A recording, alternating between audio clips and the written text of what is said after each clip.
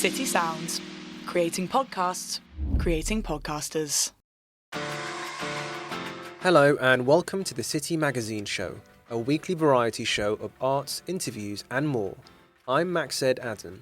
And I'm Elly Young. This week, we're cracking open some historical cold cases and diving into the untold stories that shape both our history and our present. First, we'll hear a conversation between one of our producers, Mokshika Sharma, and the creators of 3 Million, a BBC4 production about a forgotten story of World War II, the Bengal Famine in India. Then, Hannah Grieve speaks to journalist Kat Lister about the untold story of Eve Babitz. Finally, we hear from audio producer Mark Sandell on how to tell a forgotten story and about his show, Answers for Claudia. Hi, I'm Kavita Puri and I'm the presenter of 3 Million. And I'm Ant Adeane and I'm the series producer of 3 Million. What really sparked your interest in telling these untold stories? You know, beginning with £3 in my pocket as social history of British South Asians, I was looking at my own life and I was looking at my own histories that hadn't been told in Britain. And I was really surprised that nothing had ever been done on the experience of generation that came to Britain in the post-war year. So the kind of Windrush equivalent. And I think everything really started from there. And so when I interviewed people about the 50s and 60s and 70s, some of them talked about the famine. And so what I'd say is all of this history is not a history that I was ever taught in school.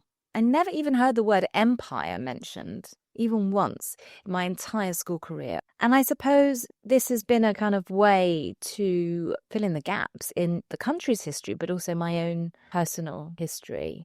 And what drew you to 3 Million? Well, like Kavita said, it's probably in part born out of our collaboration on South Asian history projects. And the famine was kind of in the background of quite a lot of the interviews that we were doing. And it always felt like a very large topic to tackle. And I think that's probably part of what maybe meant that we never kind of came round to it as something that we needed to grapple with. A colleague at the BBC had mentioned speaking to a witness and a survivor of the famine in Tooting, I think, in South London. The fact that we could still just find people in the UK who had experience and memories of the famine, I guess made it feel a bit more manageable, made it feel like we had actually an access point into this really large and complex story. And as soon as we started to be able to talk about it from the perspective of kind of people's memories of that time and focusing on why it's been so forgotten and why the 3 million people who died have no memorial, that kind of gave us an entry point. And I must just add to it a phenomenal piece of podcast. It's absolutely phenomenal. My first reaction was like, why the hell I didn't know so much. I knew about the famine, but why didn't I delve further and know more about it? So how did you balance the storytelling and the archival information that you were getting, and along with it, the sound design? So how did you kind of balance both together? For me, this was like the most challenging radio series I've probably worked on in terms of getting that balance between all the different elements that you mentioned, because there was so much explaining to do just before you even get in the door. And so trying to balance the complications in terms of explaining this famine that is still massively disputed today, while having testimonies that are gripping and compelling, but not making a program that feels unethical. And I think trying to balance those elements and not have sound design that's incredibly cheesy while also helping to immerse people in something that could otherwise feel quite academic. A few other members of a team trying to figure out. But we were very singular in our question, which is, it wasn't even how could 3 million people die? It was how could the memory of 3 million people disappear? And why is there nothing to show for them? Why is there no memorial or a plaque? And so I think once you've worked out that that's your driving through point, everything becomes much easier. We also spent quite a bit of time thinking about who our characters are. And that is a choice. So our characters were colonial British, and within that spectre are heroes and villains. They are also kind of our Indian characters, because obviously I say Indian because it was undivided India at the time. Again, there are people who suffered and victims. There are people who had a different experience. They may have done quite well from the famine. And so the characters that we choose show the complexity of the story. But we also, it was quite unexpected in episode 1 that you'd hear American voices. No one thinks about American voices. If you think it's a story about famine, you don't expect to hear stories of American soldiers talking about how they got drunk and ate amazing food in Calcutta. And I think that there are always surprising elements to stories. And I think that we try to do that in every episode, to try and find the light and shade. Then we had our voices of the survivors. You constantly have to surprise the listener and think of ways to do that, not, as Ant said, as in a cliffhangery, predictable way that is milking some sort of emotion, but in the storytelling, because it's all there anyway. I'm sure with every production, there is a personal journey involved as well. So how were you both on that journey? Were there moments where you were completely frustrated? Were there moments where you were angry? Each interview we did, we learned a little bit more. And with the research in the archive, we learned a bit more. But we were very guided by the stories and the voices that we heard. And so it was quite organic, actually. We made 5 episodes, but we didn't know that the 6th episode would be that I so randomly bumped into somebody who happened to be the granddaughter of the governor. That's a massive thing. And so we didn't have any preconceived ideas at all. And things kept changing even at the very, very last moment. But I think that's quite good. I think it's important to be quite open to things and flexible. I think that if you're dogmatic, that's not a good thing, especially when you're dealing with something as controversial as the Bengal famine. In terms of the emotion of it, it's obviously a really, really heavy subject. And I think, you can hear it in the podcast, that that emotion almost kind of came through in maybe surprising or different ways than you might expect. And that the kind of moment that Kavita, having kind of been covering this very heavy topic and going through lots of traumatic testimonies and difficult interviews, it's that moment where she finds a name, the first name of someone who died during the famine in a sketch drawn by a Bengali artist.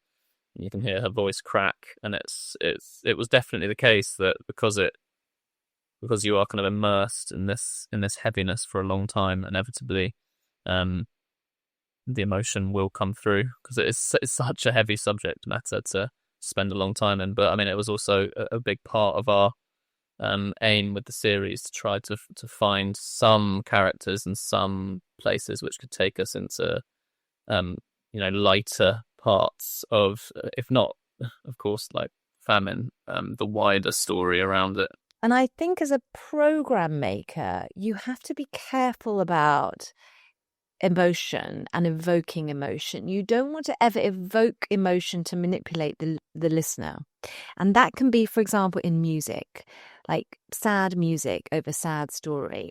You want to avoid that. And also you need to know where you draw the line. How was it when it was released? It was mostly love, actually, from audience members who would say, I didn't know about this history. Also in India as well, which was surprising to us. And the critics from, all political hues really, said very nice things about it. Obviously, with a podcast like 3 million, you can't make everybody happy. And we didn't expect that we would. What we made sure that we was thorough in our fact-checking, in going over primary sources. We felt confident about the work that we had done. So if we were questioned or criticized, we could defend it. History is always evolving. And just because something is forgotten doesn't mean it will always be forgotten. And that every generation looks at history in a new way. And so it was forgotten. And there are lots of good reasons why that was forgotten. And some of that is just kind of, it's too hard to talk about. It's too shameful, the experience of famine. And then there is a kind of something else. There is a different kind of forgetting, which is like, we don't want to remember this because this is not part of our war story. But what this has shown us is that it's possible to have difficult conversations about our past that we do need to have. But that also history can be, these voices can be resurrected. And there is a dignity in doing that, and it can be done. And I think that is what I feel more than actually any other project that I've done, because this is probably a history that is the most forgotten that I have ever worked on.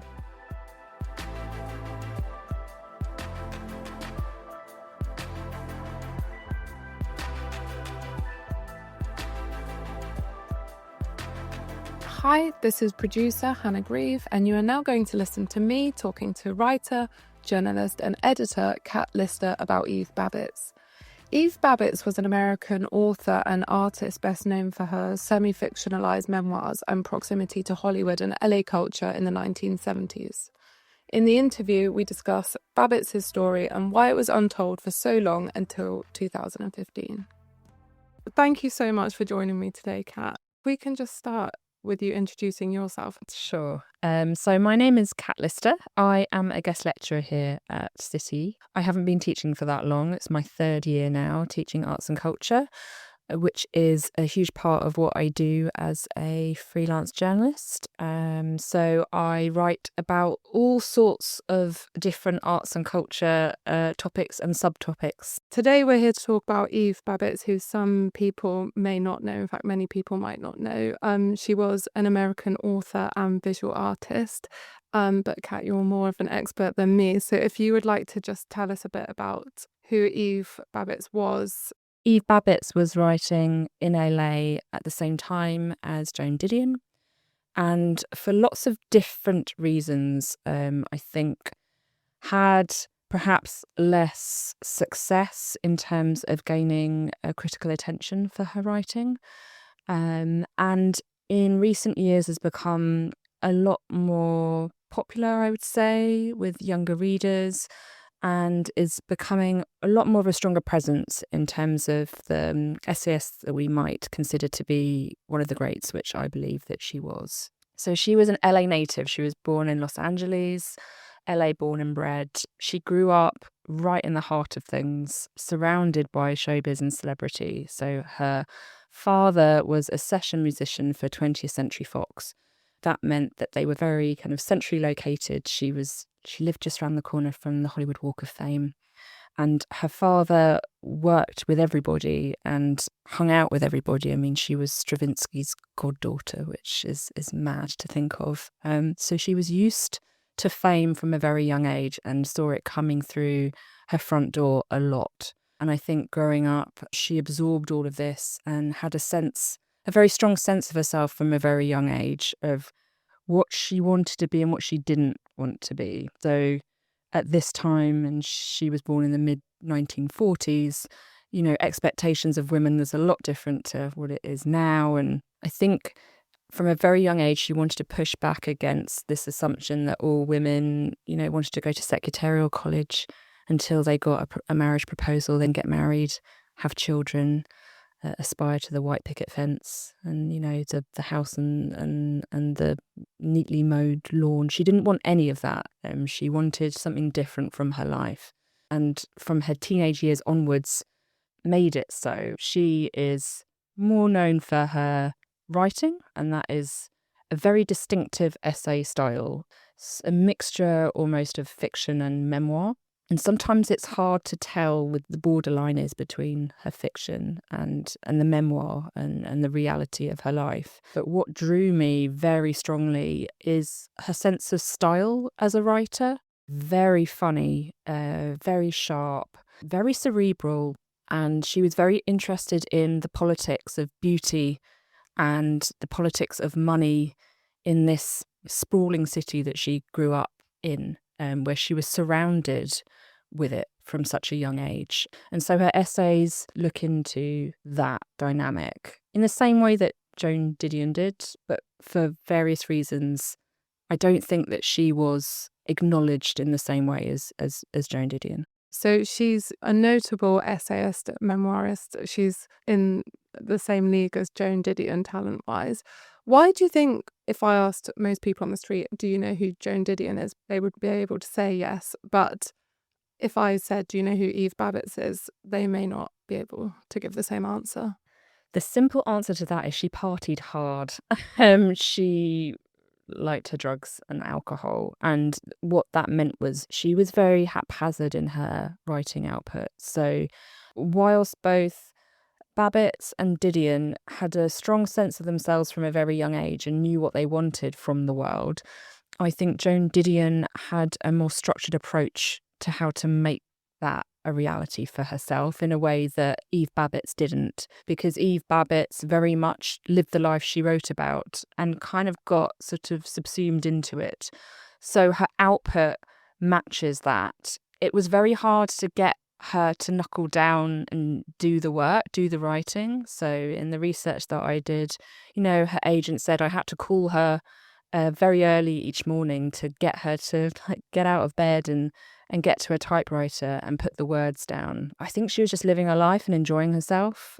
And everything that we read on the page is true to the woman she was. And then she disappeared. And later on in life, she had a very tragic, horrific accident. So she dropped a light match on her lap when she was in a car. Everything went up in flames. And she was in hospital for a very long time and was severely disabled by it. And because of that, she became a recluse. So this happened in 1997. I think there were events that happened in her life that meant that she wasn't able to be as prolific as Joan Didion was, but that doesn't take away from the quality of the writing that she did give us. It's also kind of interesting that Joan was in a long-term marriage and Eve was living very much a single party girl life, so I don't know how punished for that she was. I think she probably, yes, absolutely would have been punished for that at that time, and arguably still would be today. I don't think she ever covered the fact that she liked to party. She had fun. She had many affairs. And that makes up just one facet of who she was. But I think we still have a problem with multifaceted women, and Eve Babitz was one of them. So yes, that was one facet to her personality. But just because she liked to party and had lots of boyfriends and one-night stands doesn't mean that she wasn't able to have such an acute eye in regards to her own surroundings and where she grew up and the people who occupied that space. So she's been called a spy in the land of the privileged, and I think that that's just a really good encapsulation of what she did. And for me, I thought it was a real travesty that everyone focused on her conquests, her sexual conquests, and not her literary ones. And I wanted to kind of understand why. I wanted to ask, how much did her sexuality overshadow her literary work? Yeah, I think that did frame her in a way that was very hard. It's very hard to step out of that frame once you're labelled with that. And I think she did struggle to be taken seriously. And to me, the writing is serious. There's a lot of humour there. She's very sharp, very tongue-in-cheek, quicksilver wit. But then the additional layer to that is that she has this third eye, this very sharp eye that was able to really look at the politics of Los Angeles at that time and really explore, particularly when it comes to women, what their situations were. And the writing that I'm most moved by, and she writes women really well in a way that I don't think Joan Didion does. She's very much a woman's woman, and I think the way that she writes about her fellow students at her high school and the young women there who are impossibly beautiful, but there's something very sad there about the beauty, because the beauty's going to go, and what do they have left, And so she was kind of looking in between the cracks of beauty to actually really explore and understand what that meant for women at that time. And I think that there's something very unique about the way that she does that. Yeah. Her agent, Erica Spellman-Silverman, said this was not just sexual expression, but expression. I wondered, do you think we're more able to look at her work today and see it in all of its colour and complexity and not fixate on her sexuality as much? Yeah, I do. Absolutely. And also to appreciate her I mean, now psychogeography is like a massive genre in writing, but she was doing it back then. She was a real flaneur, She was that eye on the street. And I think maybe because perhaps she didn't consider herself really to be a writer so much. And like you said, she was also an artist. She did this amazing collage art for really famous bands, Buffalo Springfield and the Byrds. And she was just doing that on the side. So it shows you actually how much she had at her disposal. Yeah, her biographer, who you've mentioned, Lily Anderson, said of Babitz, she couldn't have been rediscovered because she'd never been discovered in the first place. Eve's writing had so brief a time in the sun. Why do you think that her story has been largely untold until recently?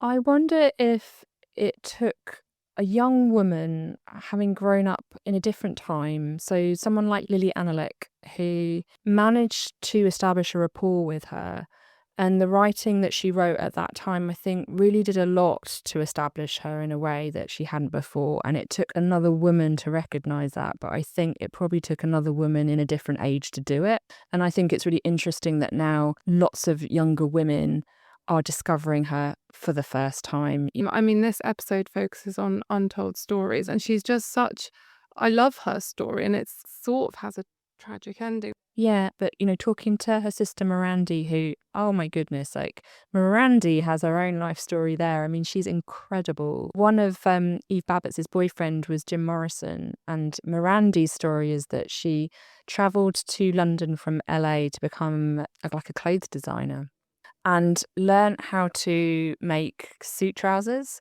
and went back to LA and then started to make suit trousers, like Savile Row suit trousers in leather.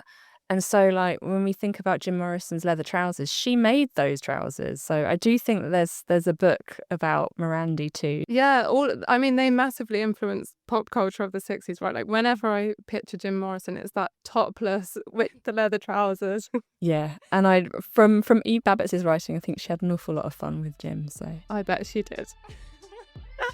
Well, Kat, thank you so much. Oh, thank you for having me.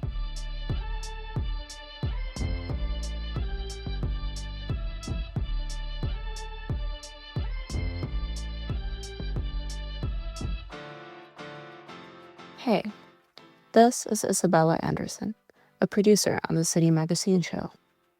This week, I'm speaking to Mark Sandell, who's a podcast producer and the director of 6'6" Productions.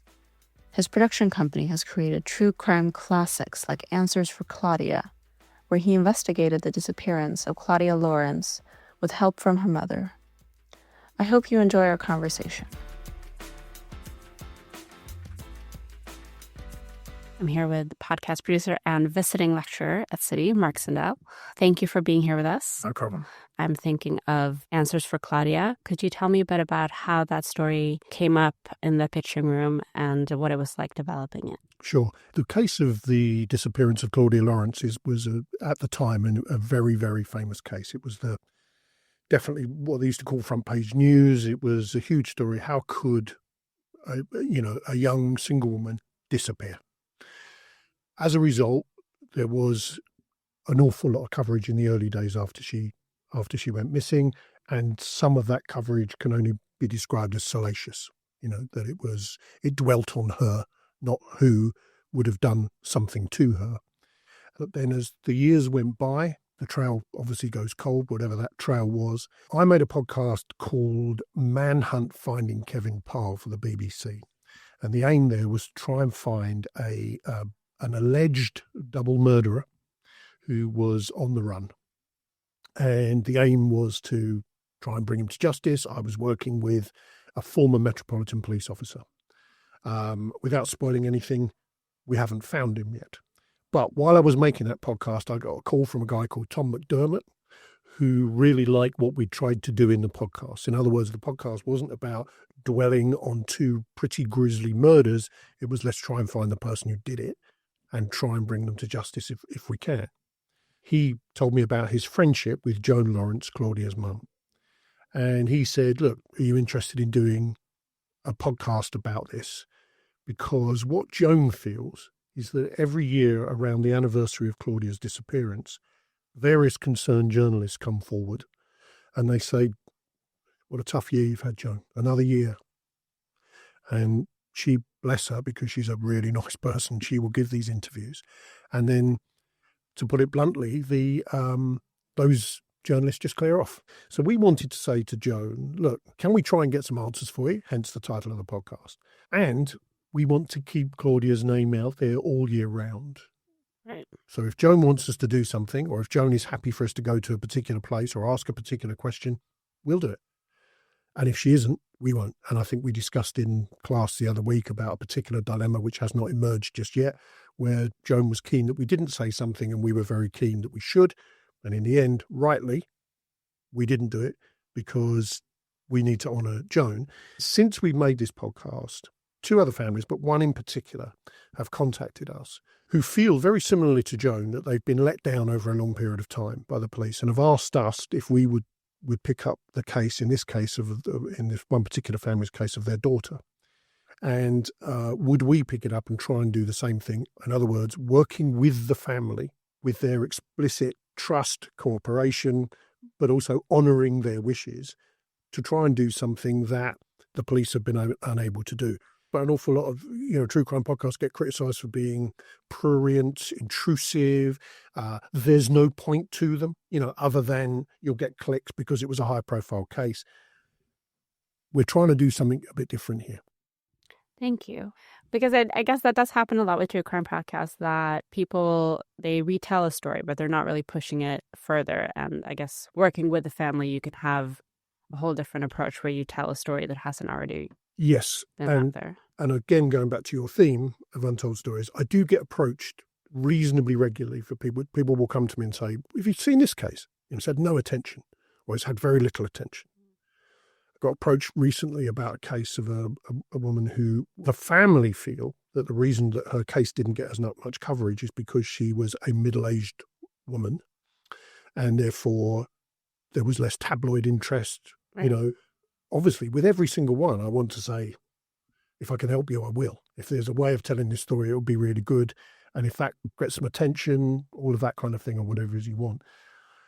Sometimes getting them pitched is where the difficulty comes. Now, with Answers for Claudia, for example, I first took that to the BBC. And I had an existing relationship with the BBC. I thought, I've got to be honest, I thought this was a no-brainer. 81-year-old widow wants to find the answer to what happened to her daughter, and she wants to talk to us about it. And the reply I got from a particular commissioner, who thankfully shall remain nameless, said, I don't know what the wider issues are. I don't know what the wider issues are. Now, I would like to think when they saw Answers for Claudia at number 1 in the true crime chart last August, September, that they would say that actually there are loads of wider issues here. If you want to talk about violence against women, you want to talk about police victim shame, there are loads of, I don't need to spell out all those issues. But sometimes it's quite difficult to get something like that pitched because people are seeing through the prism of, sadly, it's another murder of a woman, which is unsolved. And there's understandably, with some commissioners, it's like, can we talk about something else? And I get that. I do understand that. But when you're fended off with there are no wider issues, I'm sorry, there are some wider issues with this case. So sometimes it's difficult to get those untold stories told. That makes sense. I'm just wondering a bit about the production process, because obviously when you're doing this investigation, you don't know what you're going to find. So how do you go about having an arc in the season and trying to establish these key signposts when you don't really know what's going to turn out to happen? Well, with something like this, there isn't really. What we tried to do was celebrate, if you like, Claudia's personality. Claudia as a person, not the person that was traduced in the press, not the cliched, not the two-dimensional image of her in a pub, that kind of thing. So we tried to sort of put her at the kind of centre of it.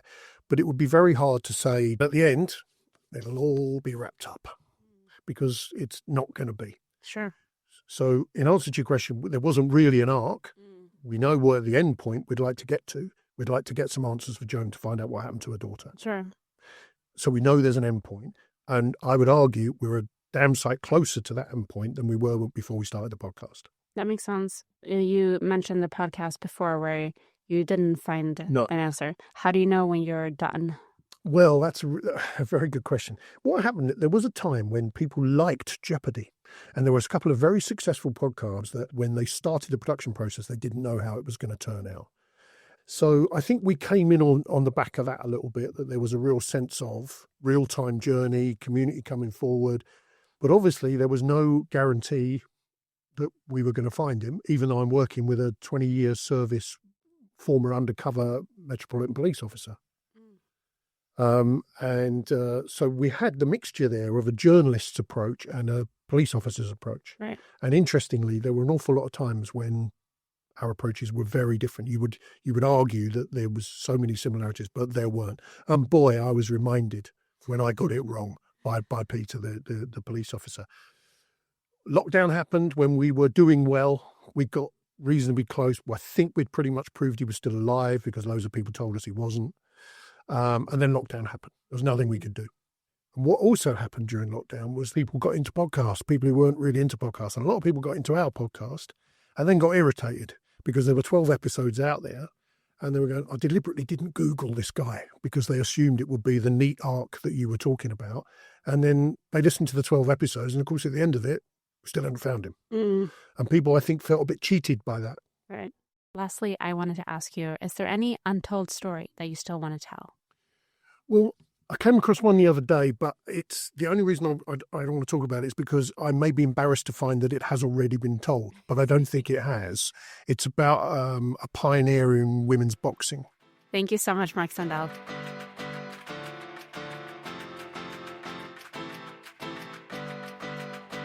Thank you for listening to the City Magazine show, created and run by City St George's Podcasting MA students. If you liked the episode, check out our other shows. Whatever you're into, there's something here for everybody. To find out more about future episodes, you can follow us at City Sounds on all platforms.